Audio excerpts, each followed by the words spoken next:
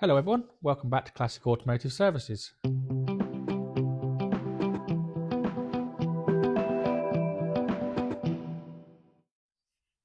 Right, this week you can see the white Stag is no longer here. That's all done and finished. So I think I left off last week by saying I was doing the wiring and altering all the wiring so it was nice and the conversion was good on that car, which I got done. I've actually got a little video of it, of the wiring, and we've got a little video of the first fire up, as the customer wanted to be here when we on the first initial fire up. So got it all ready to go, and he arrived, and we spun it over, and it fired first turn and just ran, which was absolutely brilliant. Had good oil pressure, so we ran it and broke the cam in. So straight off the bat, when we first fired it up, we picked the idle speed up to between 1800 and 2000 RPM, and we run it like that. We literally left it running like that for 20 minutes.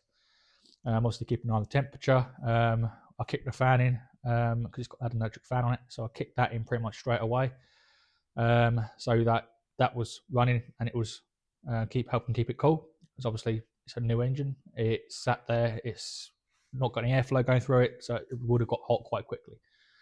But it didn't, with the fan running anyway. So that all panned out really nice. It sounded absolutely lovely, especially once it's got the exhaust system on it. I then had to do just a couple of other finished little jobs on it. Adjust his headlights. Well, I tried to adjust the headlights, but unfortunately all the adjusters were seized up, and one of them was completely rounded off, so there wasn't a lot I could do with them. Not without replacing the headlight bulbs themselves anyway. And also we fitted gold stripes to it, which I know the car's white, it should be black. It should have black stripes on the Mark II, but the gold actually looks far better and actually gives it a touch of class to it. It actually looks really sort of more, it makes it look more expensive than it actually is. The gold stripes really suited the car. So we done all that, and that car left yesterday, and I drove it home. He was happy as Larry with it. He was surprised at how well it performed, although it was obviously not pushing it hard at the moment. I've just advised him to just drive it normally. Obviously don't baby it around, as running an engine in like that, babying it around, all you do is washing the bores with fuel, glazing the bores, and the piston rings are never bedding properly. So just drive it normally and give it the odd little sort of short burst of acceleration here and there, just to keep everything moving and bed it in nice. And that's what he's doing. So he was surprised, like I said, he was surprised at how fast and how well it performed, and especially compared to the old engine. And he ended up doing a good amount of miles in it yesterday. After he got home, he then went back out in it again, and he couldn't leave it alone, which is brilliant.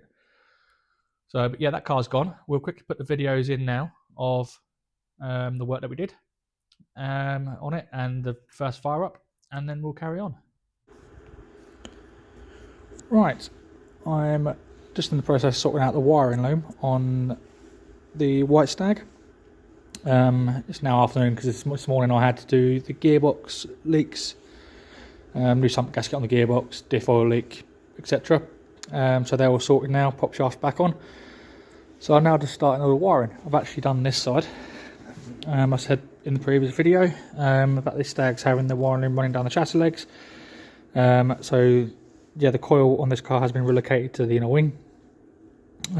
So I've got rid of the old rubbish that was on the loom and sorted out the wiring for the coil on this side. So it's now got the proper nice connections on it instead of the cheap what I call Halford scrap.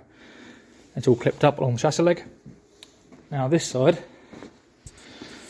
as I said before as well, all the wiring on this 3.5 conversion previously was run literally through the middle of the V underneath the inlet manifold, and it had wires going here, there and everywhere. It was horrible, don't like it. It's going to create wiring's going to get hot and brittle. Just not a good idea. So I'm rerouting the wiring down the chassis legs like the original Stag would be.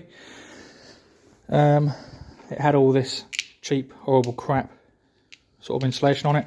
Looked a mess. I've taken that off, and whoever done the wiring on this car needs to be shot. It's another one where people think they know what they're doing and they don't, and they're just dangerous.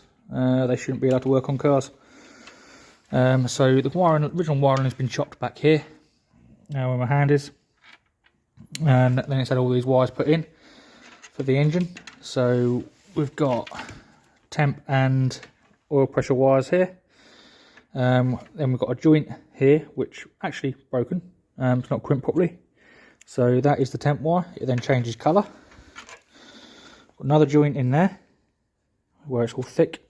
It changes colour again, because if you see, that's white. Comes out there green.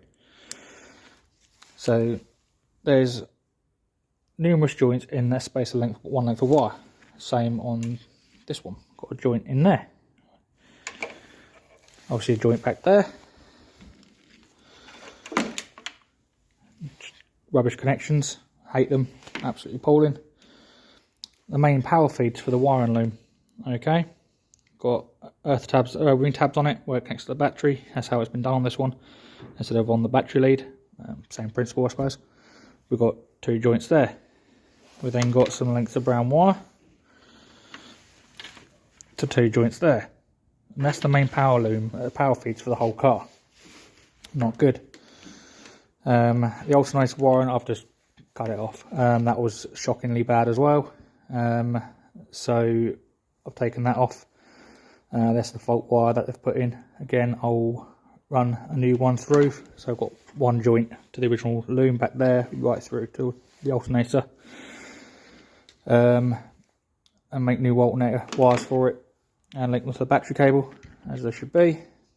And just, sort this nest out, and then bind it all up as you've seen me do on previous videos. I'll just lay it all out, get the loom sorted out, bind it all up, clip it up to the chassis leg, so it's done as it should be.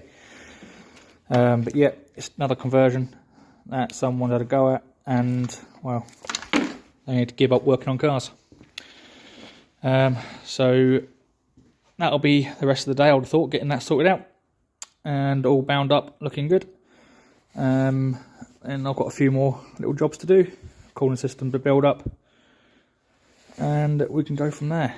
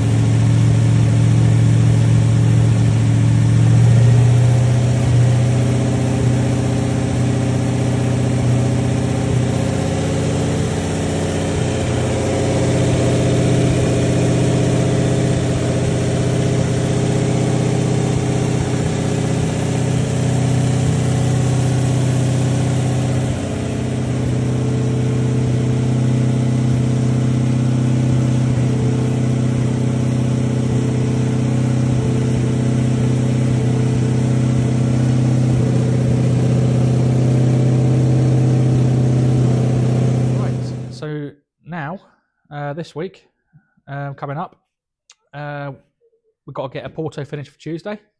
Try and do a few last jobs on it and get it so it's roadworthy, including changing the indicator lenses over to the European spec. So yeah, we've got a few jobs to do on this, and yeah, like I said, to get it so it's roadworthy, as this is leaving on Tuesday. And also tomorrow, might be Monday, we've got some help with us, which makes a good change. Someone actually knows what they're doing as well. So we've got the blue Stag in, and they're going to be starting on the blue Stag and do a health check on the engine, see if we can get it to fire up, as long as the engine's actually good and going to pass its health check. So obviously we're going to do a compression check, oil pressure test on it, and just go over it and make sure it's going to be okay to actually run, and then put some fresh fuel in it and see if it'll actually fire up. Obviously clean the points and everything else, and also then do a full check over on the car, electrical wise, see what's working, see what's not, get all the electrics working, and go from there. Then that's going to be mostly just suspension and brake work on that after that, as long as the engine's good anyway. Also got to do a water pump and full service, things like that. So yeah, that's getting started on Monday, being tomorrow. I'm on Oporto tomorrow, hopefully going to get everything done and finished, as like I said, it's leaving on Tuesday. And then the rest of the week after that, I'll probably be on the white TR7 and get on with that. And then we're going to also start maybe getting on with the red Stag and EWK, the prototype, at the same time. So like I said, I've got some help in for a few days a week, so we should be able to start really getting through these cars now. But I think that is where we're up to this week. Haven't got a great deal other than because I was doing the Stag all week. Plenty of photographs of it. Might see if I can find some photographs of the engine before, or we might just put a little video together, like a little slideshow together at some point of the whole engine build, and post that up as well. And we'll, on this video at the end, I'll also put up the full specs that the engine was built to as well. So I think on that note, that is all we've got. So please like and subscribe, and we'll see you next week.